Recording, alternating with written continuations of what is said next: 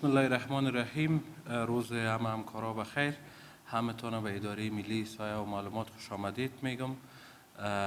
جناب ماهد صاحب، یوسفی صاحب، علی شنگی صاحب، الالی صاحب، صدیقی صاحب، معاونین اداره، مشاور حقوقی اداره، همتون خوش آمدید میگم.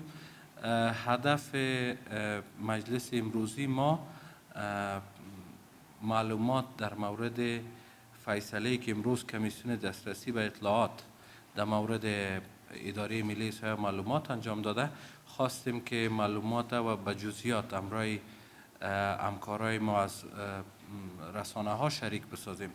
همتون خوش آمدید میگم. معلومات عمومی براتون ارائه میکنم. سوالای مشخصی بود ما در خدمت. همکارای عزیز، آژانس خبری پژواک از ما در مورد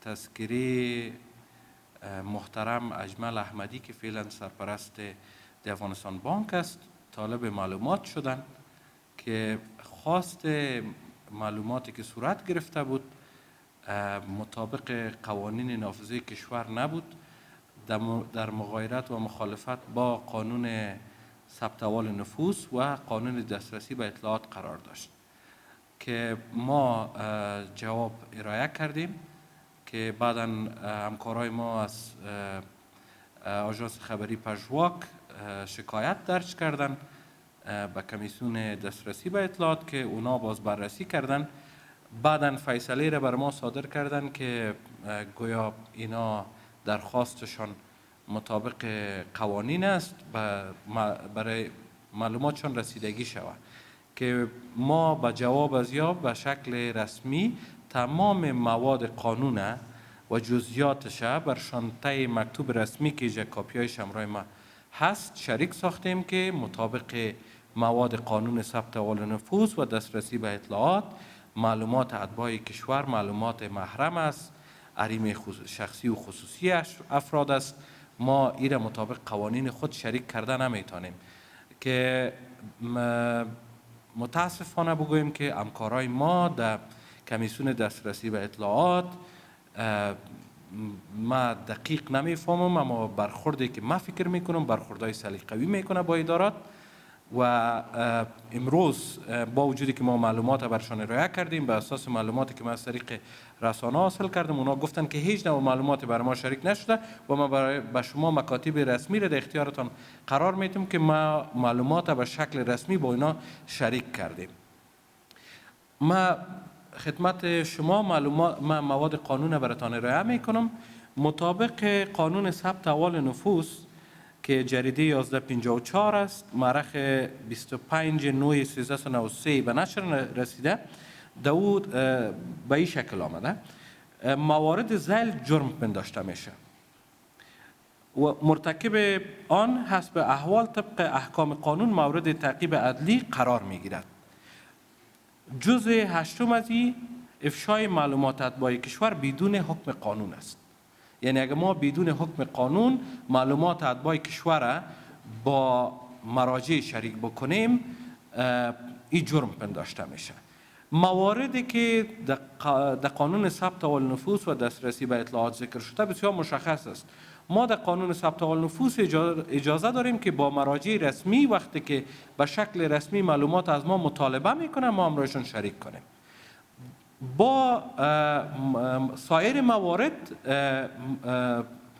مشخص نیست و در قانون دسترسی به اطلاعات این را محول کرده به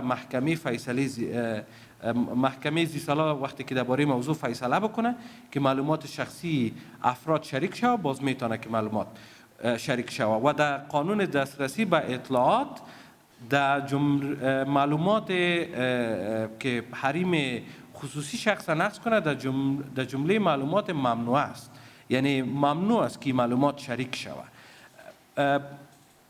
با ذکر تمام از این مواد که در مکتوب ذکر است ما همیشه شریک ساختیم با همکارای ما در کمیسیون دسترسی با اطلاعات که متاسفانه با هیچ کدامش اینا توجه نکردن، برعکس یک مکتوبی را روان کردن که ما این منافع عامه ایجاب میکنه، در حالی که شما از ما کرده بهتر میفهمین که مرجع تفسیر قانون مطابق قانون اساسی افغانستان استر محکم است.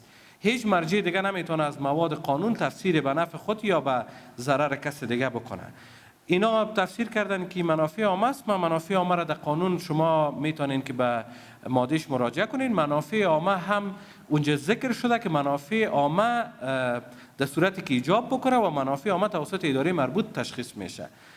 یعنی از تمام مواد قانونی که ما در اختیار داریم به شمول قانون دسترسی به اطلاعات که باید امو خط سرخ کمیسیون دسترسی به اطلاعات باشه، متاسفانه که نه مواد قانون خدا نمراد کردن و نه قانون ثبت احوال نفوس.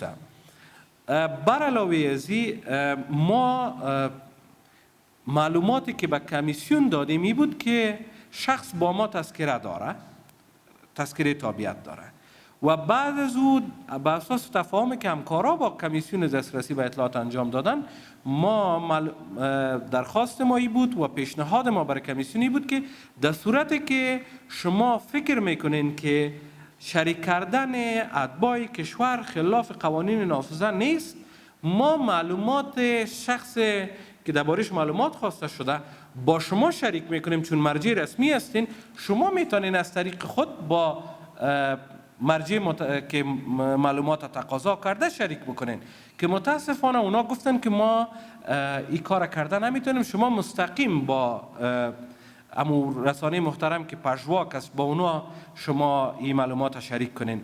یعنی از این معلومات به خاطر از امروز شما شریک میکنم که اداره ملی احصایه معلومات مرجع رسمی احصایوی و معلومات کشور است. وظایف اساسی ما شریک کردن معلومات است مطابق احکام قانون.